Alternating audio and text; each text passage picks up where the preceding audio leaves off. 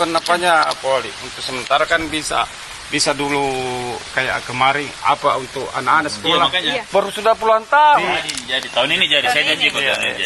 Bukan apanya, kita cuma butuh kepastian. Melihat aduan masyarakat menyangkut jembatan penyeberangan yang kesehariannya dipergunakan oleh masyarakat dan khususnya anak-anak sekolah yang sudah sangat tidak layak. Alhamdulillah cepat tanggap sekali nih Pak Wali.